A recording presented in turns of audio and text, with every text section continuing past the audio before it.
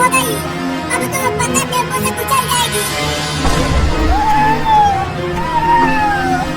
रुको, साइड से निकालता हूँ टेम्पो को।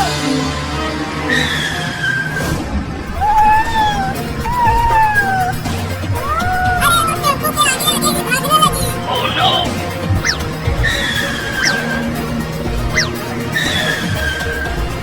जिधर टेम्पो जा रहा है उधर ये बिल्ली का बच्चा भी जा रहा है। अरे बिल्ली का बच्चा हट जा आगे से, नहीं तो टेम्पो से कुचल कर मर जाएगा तू। हुई हुई हुई, चल हट जा। हुई हुई हुई, भाग जा आगे से। अरे बचा लेना उस बिल्ली के बच्चे को बाबू। अरे मैं क्या करूं, टेम्पो को जहाँ जहाँ ले जा रहा हूँ उधर ये बिलौटी आ जा रही है। अरे कुचल दिया रे तूने उस बिल्ली के बच्चे को। लो हो गया पिकनिक। अरे चलो उसे देखते हैं, वो जिंदा भी है या मर गई। आ चलो। बिल्ली, बिलैया, अबे बिल्ली के बच्चे उठ, मर गए क्या? बाबू तुम्हें बोला था उस बिल्ली के बच्चे को मत कुचलना, लेकिन तूने कुचल ही दिया। तू बहुत ही कमीना है, पगला गया है तू। ये जानबूझकर मेरे टेम्पो के सामने भाग रही थी और कुचल गई, तो अब क्या करें? चलो इसको अपने गांव के डॉक्टर से दिखाते हैं, शायद ये ठीक हो जाए। नहीं, इसे यहीं रोड पर छोड़ दो और चलो हम पिकनिक पर चलते हैं। अरे पिकनिक पर तो बाद में भी चले जाएंगे, पहले चलो इसे बचाते हैं।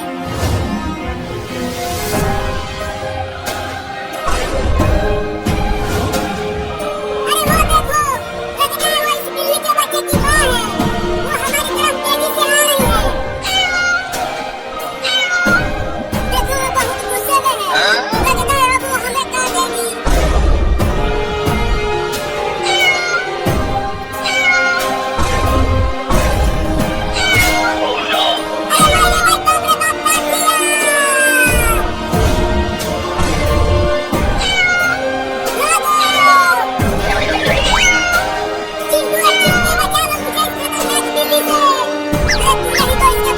तुमने बाप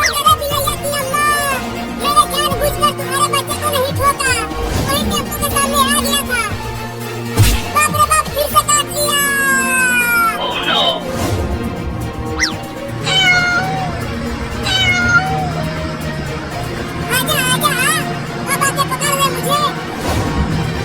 मुझे नहीं काट पाएगी, ये टेम्पो तुमसे बहुत तेज भागता है। अरे चिंटू और चिंकी रुको।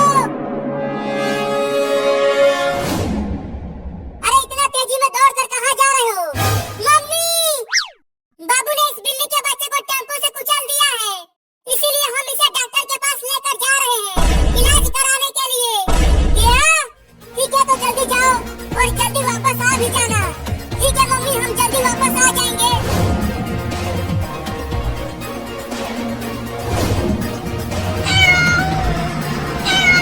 अरे ये बिल्ली तो टेम्पो से भी तेज दौड़ रही है, लगता है अब ये मुझे काट के ही छोड़ेगी। अरे नहीं नहीं बिल्ली मौसी, मुझे अब काटना मत, पहले ही तुम मुझे बहुत काट चुकी है। देखो अब तुम मुझे डरा रही हो, डर के मारे मेरे फेफड़े फड़फड़ा रहे हैं।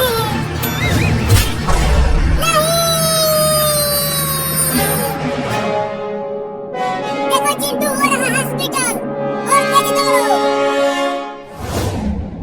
अरे डॉक्टर साहब, हॉस्पिटल का दरवाजा खोलो, बहुत जरूरी है। ये हमारी बदकिस्मती है कि हमने बहुत से बैरूनी और जहल सकाफत असरात का कबूल करते हुए खुद उम्मत इस्लामिया के अंदर वो तकसीम पैदा कर ली है जिन्होंने बुनियाद इस्लाम में नहीं है।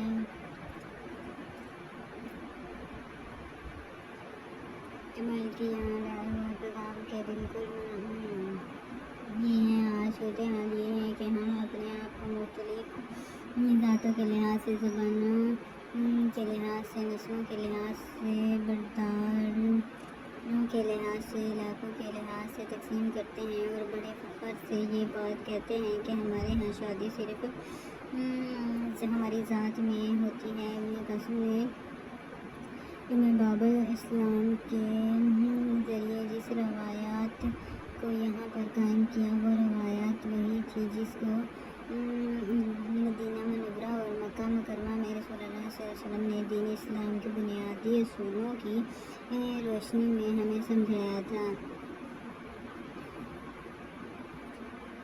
دین اسلام میں انقلابی طور پر سات خون اور معاشی جداد داری کو ختم کرنے کے بعد مساوات انسانی کا درس دیا تھا۔ ابن قاسم کے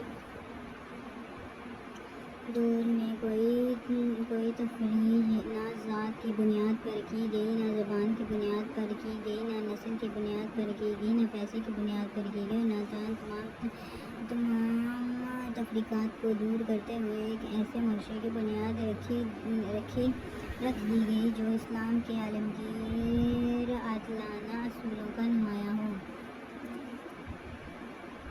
یوم باب الاسلام کی اہمیت اسی بنا پر ہے کہ اس تاریخی واقعے نے سندھ کے نسلوں انسانوں اندر راہ روایات سے آزاد کر دیا۔ یہ دن ہمیں یاد دلاتا ہے کہ سندھ میں ہماری تہذیبی اور ثقافتی جڑیں کسی سرزمین میں مفروضہ ہیں۔ سندھ میں باب الاسلام کی مثال ایسی ہی ہے جیسے مصر میں عمر بن عاصی کی فتح اثر کے بعد وہاں یہ تاریخ کا ایک روشن اور دور شروع ہوا اور ماضی کی تاریخیاں جن ہی حضور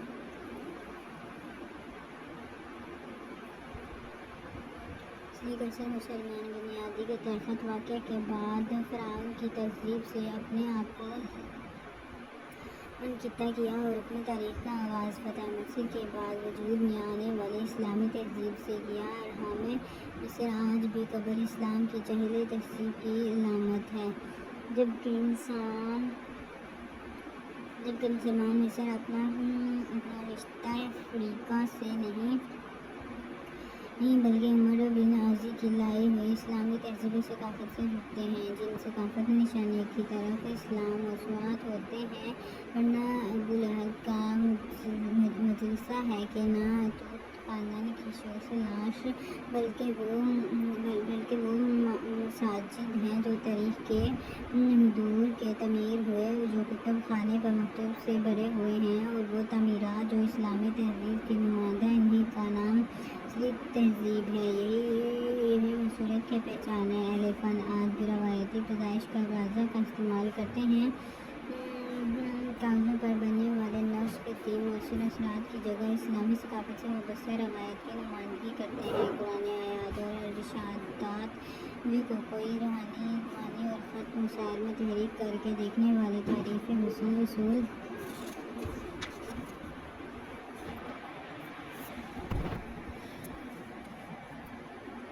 کرتے ہیں۔ اگر غور کیا جائے تو یوں باب الاسلام دراصل ایک نئی ثقافت، ایک نئی تہذیب، ایک نئے رجحان کے آغاز کی علامت ہے۔ یہ میانمار سے آئے ہوئے ایک فرد کی فتح کی داستان نہیں ہے، کیونکہ یہ فتح جس بنا پر ہوئی وہ کوئی استحالی حملہ نہ تھا، بلکہ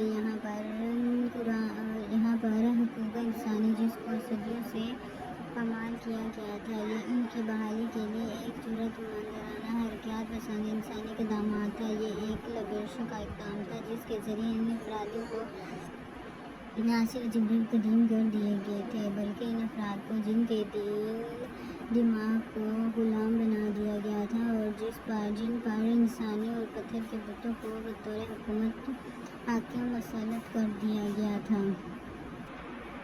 10 رمضان مبارک کو ابن قاسم کی سندھ میں کامیابی کے اثرات کہاں تک پہنچے، تفصیلات میں جائے بغیر ہم اختصار سے صرف یہی کر سکتے ہیں کہ یوم باب اسلام نہ صرف برصغیر عالم عملی اسلام کے لیے بھی ایک اہم تاریخی سنگ میل کی حیثیت رکھتا ہے۔ یہی جس نظام کی بنیاد رکھی گئی۔ اس کی پہچان عدل و روایات، تحمل، حاکمیت، اہلی اور معاشرتی فلاح تھی۔ اس نظام میں انسان کے بلند ہونے کی بنیاد نہ دولت تھی، نہ اس کی نسل، بلکہ اس کا علم و تحفظ ہے۔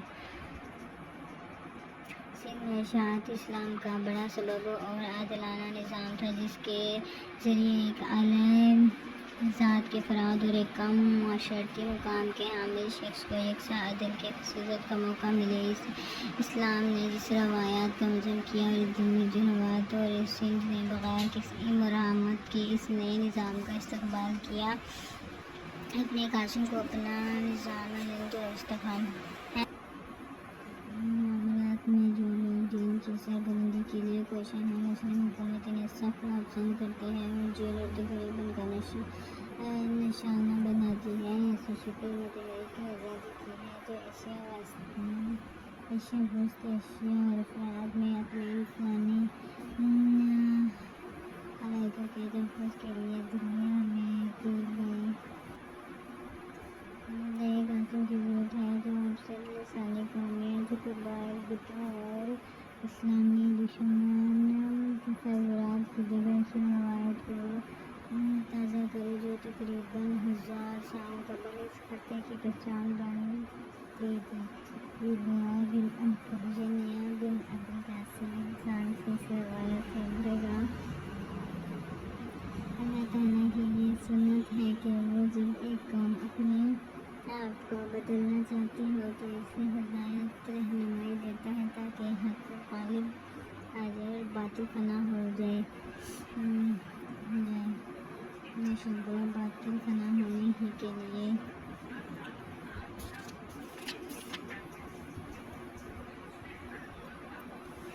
رمضان اور جشن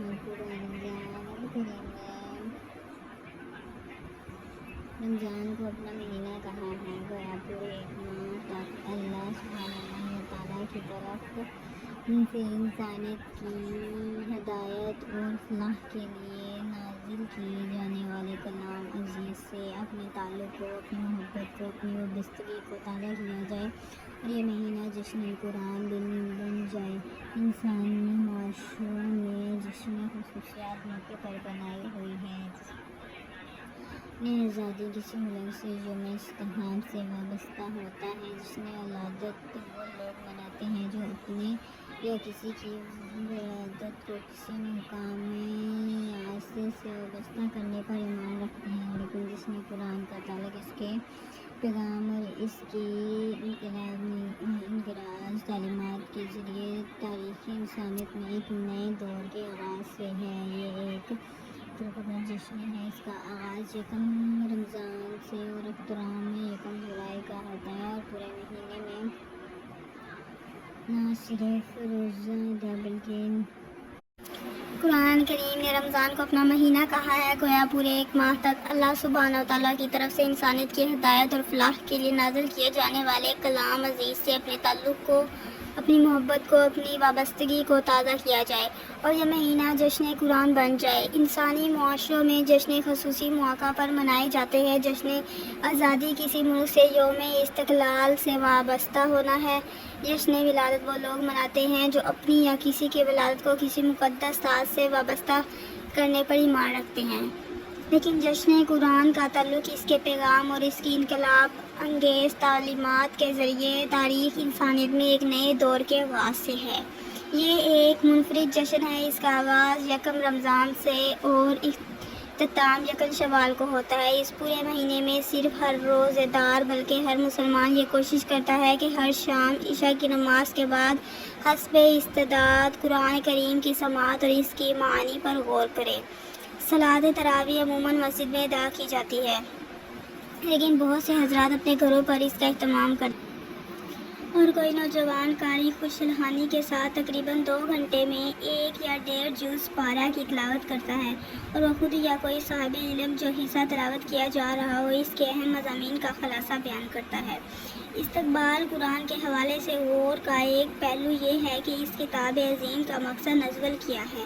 کیا اس کا مقصد بھی دوسری مقدس کتابوں کی طرح خاص مواقع پر برکت کے لیے پڑھا جانا یا بدارواہ کو بھگانے یا کسی کام کے آغاز کے وقت برکت کے لیے اس کی تلاوت کا کیا جا رہا ہے، اس کا مقصد ہے، یا یہ ایک ایسی کتاب ہدایت ہے جو دنیا کے تمام انسانوں کو صراط مستقیم اور نجات سے آگاہ کرنے اور زندگی گزارنے کے صحیح طریقہ کی تعلیم کے لیے نازل کی گئی ہے۔ قرآن کریم خود اپنے بارے میں کہتا ہے کہ وہ تمام انسانیت کے لیے ہدایت ہے، یعنی تمام انسانیت کے لیے اخلاقی لائحہ عمل ہے۔ یہ انسانوں کو آگاہ کرتا ہے کہ وہ کس طرح زندگی سے تضادات کو دور کر کے اپنے رب کی بندگی اختیار کرے اور کس طرح اپنے فرائض و واجبات ادا کرے۔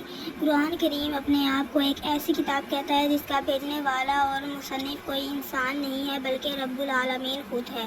اللہ کا یہ کلام اس کے برگزیدہ فرشتے جبرائیل علیہ السلام کے ذریعے تاریخ کے مختلف ادوار میں اس کے انبیاء پر نازل کیا جاتا ہے۔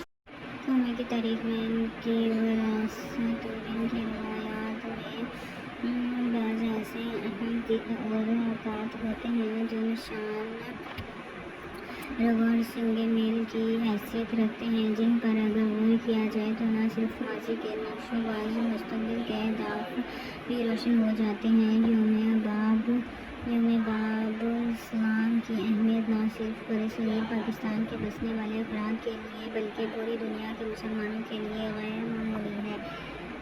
یہ دن اس لحاظ سے اہمیت رکھتا ہے کہ ابن قاسم کے قدموں کا اس ختم اسلام کی دعوت کو لے کر آنا نہ صرف سندھ بلکہ صدیوں بعد دنیا کے نقشے پر اسلام کے نام پر ایک مملکت خداداد اسلامی جمہوریہ پاکستان کے قیام کا پیش خیمہ ثابت ہوا۔ 10 رمضان المبارک 93 ہجری کو اول اور ہجری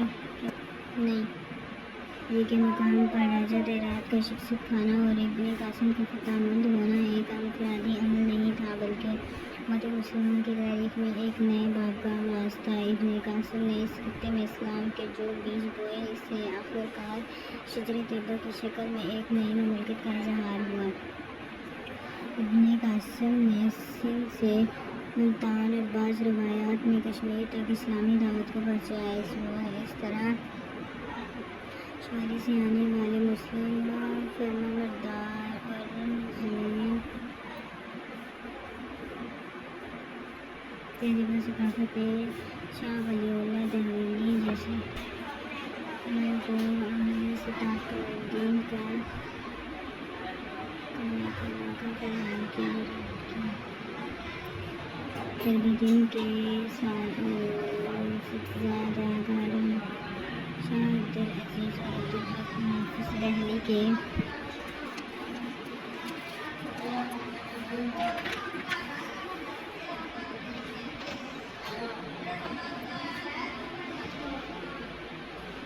شاہ صاحب کے قرآنی فکر کو آگے بڑھانے میں امداد دی۔ نتیجتاً شاہ صاحب کے جانشینوں میں شاہ اسماعیل شاہ جیسے افراد کا ظہور ہوا۔ اگر غور کیا جائے تو اس واقعے کے غیر معمولی گہرے ثقافتی، تاریخی اور عملی اثرات نہ صرف ایران پاکستان قبلہ موصوف وسیع جنوبی مشرقی ایشیا اور یورپ اور امریکہ تک پہنچے اور اس خطے سے ایسے اہل فکر ابھرے جن کی فکر میں مغرب و مشرق پر گہرے نقشے چھوڑے۔ دور جانے کی ضرورت نہیں، صرف 20ویں صدی میں خطے نے عالم اسلام اور دنیا کو علامہ اقبال، علامہ ابو اور دیگر روحانی حضور حسن نبوی جیسی شخصیات دی۔ یہ واقعہ اس لحاظ سے بھی اہمیت رکھتا ہے کہ یہ اہم یاد دلاتا ہے کہ رمضان ہی میں مہینہ تھا، یعنی وہ مہینہ تھا جس میں پہلا اسلامی معرکہ بدر کے جس نے مستقبل میں انسانیت کے نقشے اور سمت کا تعین کیا اور نظام عمل کو تباہ کر کے عدل اور توحید کی بنیاد پر ایک نیا عالم نظام دیا۔ اس نئی تحریک، اس نئی فکر اور نئی پکار نے انسانیت کو ایک نئے روح پر پروار نظام سے متعارف کرایا۔ بدر کے مؤثر نے تاریخ میں اہل اسلام کو مقام خصوصیت دیا۔ سب نے جان لیا کہ اب تاریخ کون ہوگا؟ اب فیصلہ کس بنیاد پر ہوگا؟ اب انسانیت کے لیے معیار اخلاق کیا ہوگا؟ اس مبارک مہینے میں 70,000 سے فتح مکہ ہوتی قدر بدولت منشورتا نے پوری دنیا کا نقشہ بدل کر رکھ دیا۔ بالکل ایسے ہی دس رمضان المبارک کی راجہ دہی کی شخصیت اور اسلام کی فتح نے برصغیر میں ایک نئے باب کا آغاز کیا۔ اس میں یوم باب اسلام ہمارے لیے غیر معمولی اہمیت رکھتا ہے۔ ابن قاسم مرادی نے سند انسانی حقوق کے تحفظ اور مذہبی افراد کو ریاستی نظم تشدد پایمالی خصوصی انسانیت میں نجات دلانے کی ایک عظیم خدمت کی اور غریبی زدہ مشرقوں اور بات پر فخر کرتے ہیں کہ 1948 میں اقوام متحدہ نے ایک متحد جاری کیا جس میں انسان کے بنیادی حقوق کے تحفظ کی طرف متوجہ کیا گیا، لیکن اگر بلا کسی تحقیق کے دیکھا جائے تو یہ منشورہ دنیا کے ممالک کے لیے ایک اعلیٰ دستاویز فراہم کرتا ہے، لیکن حقوق کے تحفظ کی قانونی ضمانت نہیں دیتا، جبکہ اسلام نے جو انسانی حقوق قرآن و سنت میں دیے ہیں وہ تجویز اور مشورے نہیں ہیں بلکہ قانونی زبان میں حق یا رائٹ کا مقام دیا ہے۔ بات یہ ہو رہی تھی کہ ابن قاسم کی سند امداد صرف انسانی حقائق کے تحفظ کے لیے ایک عملی اقدام تھا۔ اس غرض سے عراق کے مسلمان گورنر جارج بن یوسف نے ابن اسلام کو مسلمان اور بچوں کے حق کے تحفظ کے لیے سندھ بھیجا، جنہوں نے راجہ دہی کے حکم سے قیدی بنا لیا گیا تھا۔ یہ حقوق انسان کی بجائے ہے کہ انسانیت کے دور جدید میں پہلا اکثر اقدام تھا۔ ابن قاسم نے جو عالمی روایات زبانی وسائل کا پروگرام کی، اس منفرد سطح پر اقوام متحدہ کے وجود انسانی حقوق میں تسلیم کیا گیا۔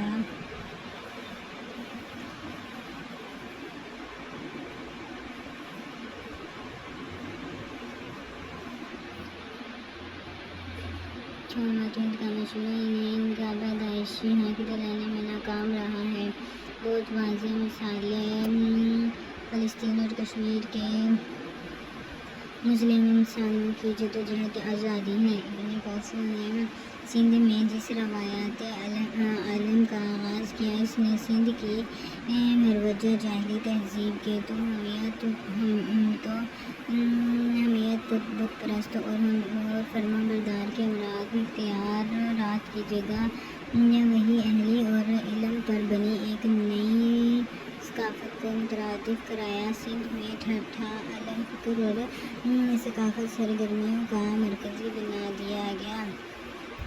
یہ شکل اختیار کی سندھ کاشی ٹائلوں اور ہندی شکلوں میں بننے والے رنگ برنگے ظرفوں کی برآمد کی ایک بڑی منڈی بن گیا، ایک وہ سرزمین جہاں پرست پر کاجربی تھا۔ انہوں نے اپنے ہاتھوں اور کشے ہوئے سلاج گونجی تھی، اور وہاں ہاتھ جو کال تک انسانی مجسمے اور ثابت ہوتے ہی اور بت بنتے تھے۔ کاشتکار ٹائل اور گھریلو استعمال ٹائرزان تزئین اور رہائش میں استعمال ہونے والے ظرائف کی تحقیق کے لیے مشہور ہو گیا۔ اب انسانی شکلوں کی جگہ فطرت سے قربت بھول بتوں اور ہندو شکلوں نے لے لی اور فن سازی عدل انصاف کے پھیلانے کا ایک ذریعہ بن گیا۔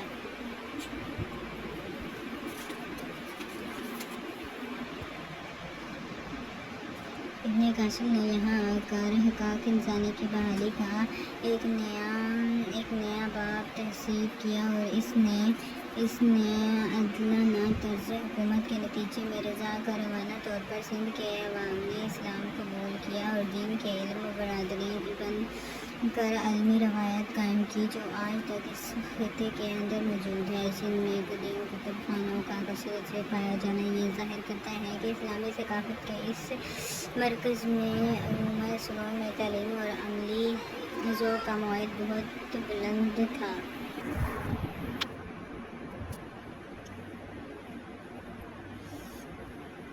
زندگی میں آج رہنما نے اپنی زندگی کے مارگ کو کھول کر اپنا کریم بنایا تھا۔ ابن قاسم جو نوجوان تھے جس نے کچھ عرصہ قبل جب وہ 15 سال کا تھا قرد قبائل کی بغاوت کو دور کیا تھا اور جس نے شہزادی کی بنیاد رکھی تھی، یہ ایک قوت مالی اور اللہ تعالیٰ کی ذات پر عمل بھروسہ تھا جس نے اسے قدم پر کامیاب کر دیا۔ اپنی کم عمری میں نہ صرف خطے میں اسلام کو پھیلانے کی کوشش کی بلکہ ایسے نظام قائم کیا جس نے اس وقت کی آبادیوں کا ایک انسانی دی گئی، جس کے ساتھ مذہب اور روایت کا اظہار کیا گیا اور انہیں پوری مذہب اور ثقافت آزادی دی گئی اور اپنے رسومات پر بغیر کسی دباؤ کے عمل پیرا رہ سکے۔